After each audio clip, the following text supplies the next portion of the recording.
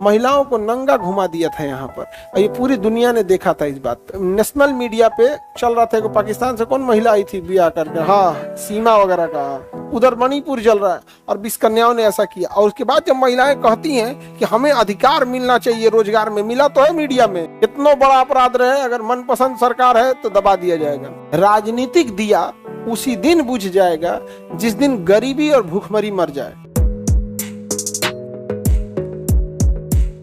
पूर्वोत्तर भारत का सबसे बड़ा झील लोकटक झील, यहाँ मैतेई जाति और एक और थी कुकी और मैतेई, इन दोनों के बीच में एक डिस्प्यूट हो गया और इतना भयानक हुआ कि आजाद भारत में लगभग 1.5-2 सालों तक कंप्लीट दंगे फसाद होते रहे।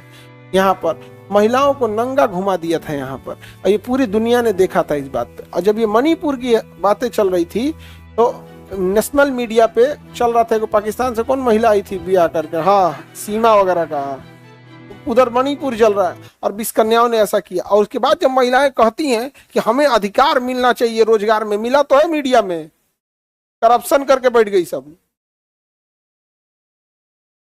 नहीं समझे? तुम लोग गलत होता है तभी महिला महिला का समर्थन करती है। बताइए मिला था कि नहीं महिलाओं को अधिकार? और उसको बैठ के एकदम चिल्लाने लगे।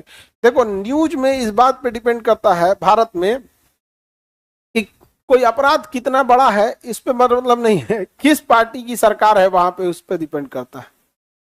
कितना बड़ा अपराध रहे अगर मनपसंद सरकार है तो दबा दिया जाएगा। कितनी खतरनाक घटनाएं थी यहाँ पर। आर्मी वालों के ऊपर मतलब सेना के जवानों को गोली मार दिया था, चल ले जाकर अधिकारी सेना के वहां घर गए थे तो मार दिया था। दंगे फसाद इतने भयानक थे यहाँ पर, जाति धर्म इतना हावी हो गया है।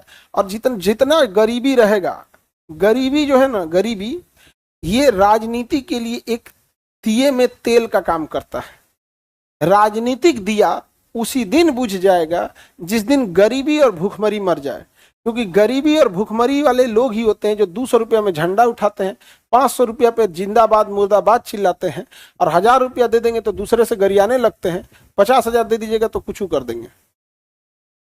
नहीं समझ में आ गया? तो गरीबी और भूखमरी राजनीतिक दिए की क्या है, देन है। वो जानबूझ के गरीबी रखी जाएगी और उसका हल्ला किया जाएगा। इतना बुरा हुआ एक आजाद देश पे कभी ये कल्पना नहीं किया था इंसान, और इतना दर्दनाक घटना थी यहाँ पर, और कुछ नहीं वहां पे।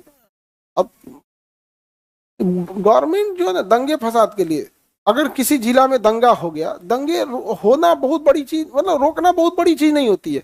बस जिस जिले में दंगे हो जाएंगे उस जिले के डीएम और उस जिले के एसपी हमेशा के लिए बर्खास्त कर दिए जाएंगे। उसके बाद ना पेंशन मिलेगा ना कुछ, एक साधारण जिंदगी जिएंगे। फिर देखिए ये कैसे करते हैं यहाँ पे। एक जिले का एसपी चाह देगा ना, इतना पावर होता है ना एसपी के पास। आप कभी एसपी के पावर को पास से देखिएगा ना, तब समझ में आएगा बाप रे बाप, चलता फिरता यमराज है यह व्यक्ति। लेकिन उसे क्या है, बस इस संवैधानिक संशोधन कर दो, क्योंकि दंगे में मेनली किसको लॉस होता है, छोटे बच्चे और महिलाओं को। क्योंकि अगर बाई दी लड़ाई झगड़ा हुआ तो पुरुष भागी हो जाते हैं इधर से उधर, महिलाओं को समझे में नहीं आता भागना करो, जिधर वो नहीं भाग जाएगी, क्योंकि उसको घर से बाहर निकली नहीं रहते, आइडिया नहीं रहता यहाँ पे।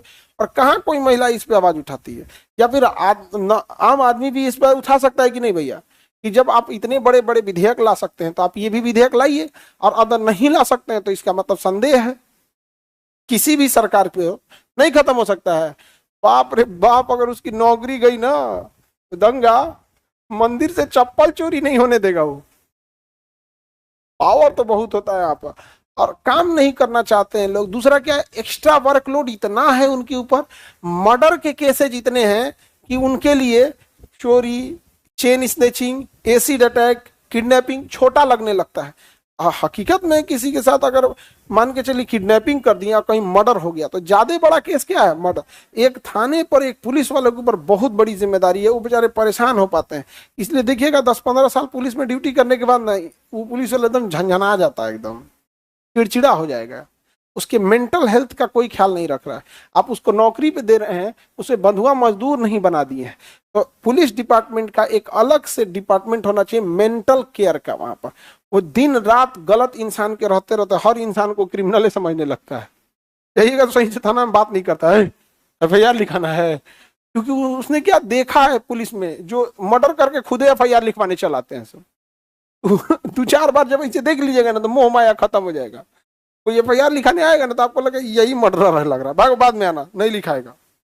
ये मणिपुर में इतना बेहतरीन इसका इतिहास था मणिपुर का, लेकिन पूरी तरह से जल के तहस नहस हो गया मणिपुर। अभी भी शांत नहीं है वहां पे, अभी भी एरिया बटा हुआ है वहां पे, जबकि बॉर्डर स्टेट है आप समझा। अब इस कन्याओं ने देश को तो सिंगापुर बना दिया है।